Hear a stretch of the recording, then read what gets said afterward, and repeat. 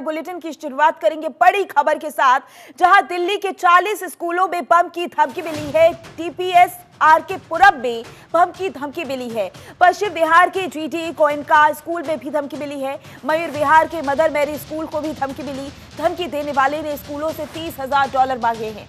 School आए बच्चों को घर वापस भेजा गया है। ईमेल के जरिए स्कूलों को धमकी मिली है। मौके पर पुलिस और दमकल विभाग की जो टीम है वो पहुंची हुई है और मामले को लेकर जांच की जा रही है। तस्वीरें आप देख सकते हैं जहां किस तरीके से बैरिकेडिंग की व्यवस्था की गई है। दरअसल $30,000 मांगी गई है धमकी देने वाले ने स्कूलों से, और स्कूल आए बच्चों को घर वापस भेज दिया गया। जैसे ही इन स्कूलों को ये ईमेल प्राप्त हुआ धमकी भरा, उसके बाद बच्चों की सुरक्षा देखते हुए उन्हें घर वापस भेज दिया गया। ये बड़ी जानकारी आप तक पहुंचा रहे हैं। और अब क्योंकि मौके पर पुलिस और जो दमकल विभाग की टीम है वो पहुंच चुकी है और पूरे मामले की अब छानबीन की जा रही है। तो दिल्ली के 40 स्कूल जिन्हें बम से उड़ाने की धमकी मिली है, डीपीएस आरके पुरम में भी धमकी मिली है बम्स की। और इसी के साथ ये तस्वीरें भी आपको दिखा रखी हैं जहां पर आप देख सकते हैं कि पुलिस प्रशासन पहुंचा हुआ है और इसी के साथ दमकल विभाग की टीम भी पहुंची हुई है जो पूरे मामले को छानबीन करने में लगी हुई है।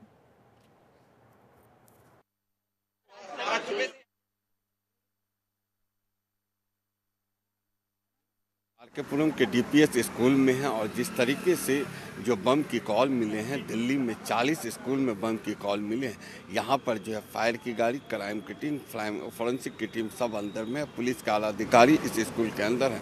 आपको बता दें डीपीएस बसंत कुंज और जीडी गोयनका पश्चिम बिहार कई स्कूल में धमकी मेल आए हैं रात को करीब 11 बजे, मगर यहाँ पर पूरी तरीके से यहाँ पर जो है अंदर में जाँच चल रही है।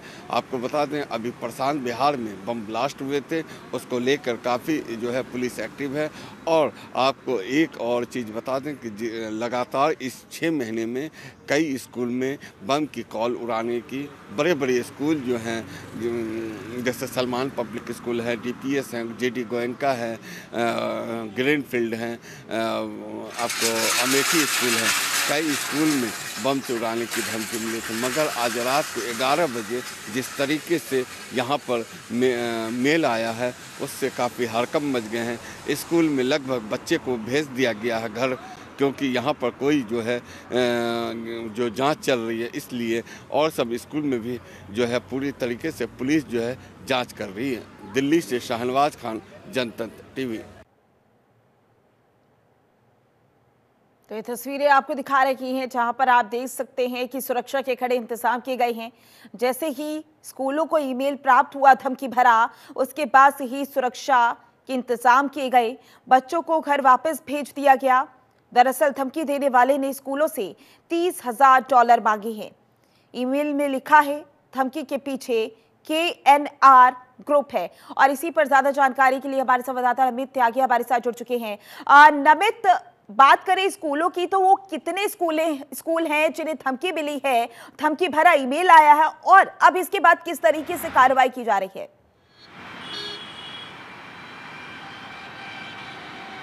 देखिए, अगर दरअसल हम दिल्ली के अंदर बात करें तो 40 से ज़्यादा ऐसे स्कूल हैं जहां पर बम से उड़ाने की जो ईमेल आया है धमकी भरा, वो दिल्ली के स्कूलों को मिला है। जिसके बाद दिल्ली के अंदर कई ऐसे स्कूल हैं जहां पर सुरक्षा व्यवस्था को बढ़ा दिया गया है। अंदर जो सघन चेकिंग अभियान है वो लगातार चलाया जा रहा है। दरअसल आपको बताएं कि देर रात 11 से 12 बजे के बीच में एक ईमेल आता है दिल्ली के अंदर 40 से ज़्यादा स्कूलों को, और वहाँ पर $30,000 की मांग की जाती है, वरना कहा जाता है कि हम स्कूल को उड़ा देंगे। उसके बाद सुबह सुबह जैसे ही तमाम स्कूल के जो बच्चे हैं वो स्कूल के अंदर पहुंचते हैं, स्कूल प्रशासन जब अपने ऑफिस में पहुंचता है तो वहां पर उस ईमेल को चेक किया जाता है और सुबह 7 बजे के आसपास दिल्ली पुलिस को कॉल की जाती है। इसके अलावा दिल्ली के अंदर जो बम विस्फोट टीम है, फायर ब्रिगेड टीम है, उनको कॉल की जाती है। और उसके बाद जितने स्कूलों के अंदर जो धमकी भरा ईमेल आया था वहाँ पर बम विस्फोटक टीम जो है वो पहुँचती है, दिल्ली पुलिस की टीम पहुँचती है। और फिलहाल जो है चाहे उसमें हम डीपीएस आरके पुरम स्कूल की बात करें, डीपीएस वसंत कुंज की बात करें, या फिर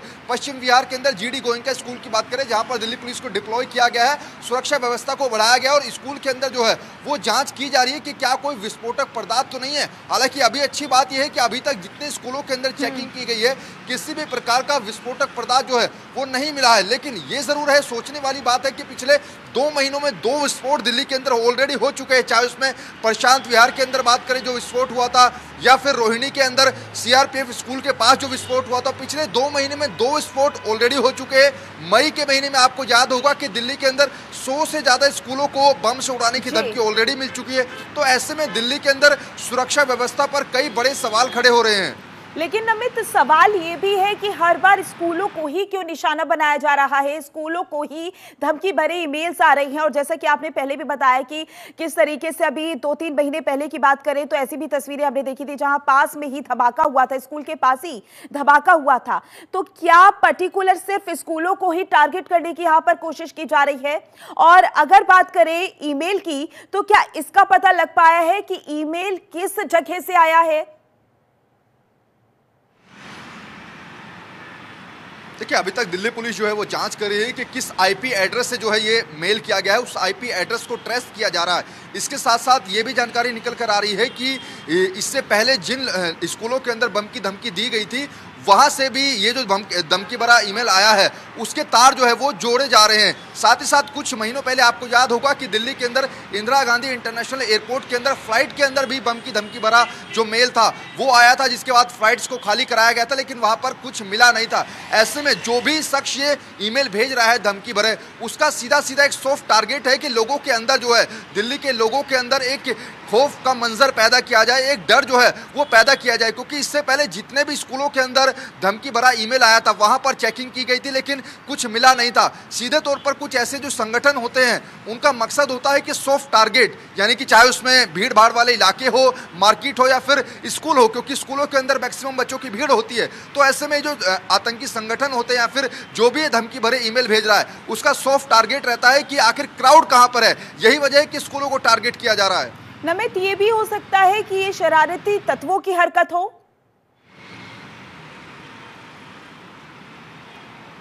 देखिए, बिल्कुल इसमें कोई दो राय नहीं कि कुछ शरारती तत्व भी इस तरीके की घटना को अंजाम दे सकते हैं। हालांकि ये जांच का विषय है, दिल्ली पुलिस अपने स्तर पर जांच कर रही है, लेकिन बम डिस्पोजल जो टीम है वो फिलहाल सभी स्कूलों के अंदर पहुंच चुकी है और सभी स्कूलों के बच्चे जो कि सुबह सुबह एंट्री कर गए थे उनके पेरेंट्स को सूचना दी गई और एक इमरजेंसी कॉल का हवाला देते हुए सभी स्कूलों को खाली कराया गया। ये कहा गया कि इमरजेंसी कॉल की वजह से स्कूलों को खाली कराया जा रहा है, सभी बच्चों को अपने अपने घर भेज दिया गया। लेकिन जिन बच्चों के पेरेंट्स जो थे, जो जिनके बच्चे उन स्कूलों में पढ़ते हैं जहां पर धमकी भरा मेल आया, उन पेरेंट्स के अंदर एक डर जरूर बैठ गया है कि अगर आज ईमेल भरा जो धमकी भरा ईमेल आया, आगे हो सकता है कि क्या पता बम विस्फोट ही हो जाए। तो ऐसे में जो धमकी भरा मेल जिसने भेजा है उसका जो मकसद है कि लोगों के अंदर डर पैदा करना, कहीं ना कहीं वो अपने मकसद में जरूर कामयाब हुआ है। कहीं नमित, लोगों के दिल में एक डर पैदा करने की कोशिश की जा रही है और जब भी इस तरीके का माहौल होता है, इस तरीके की धमकी मिलती है, सबसे ज्यादा नुकसान बच्चों की पढ़ाई को होता है, उनके पेरेंट्स को भी डर लगता है और कहीं ना कहीं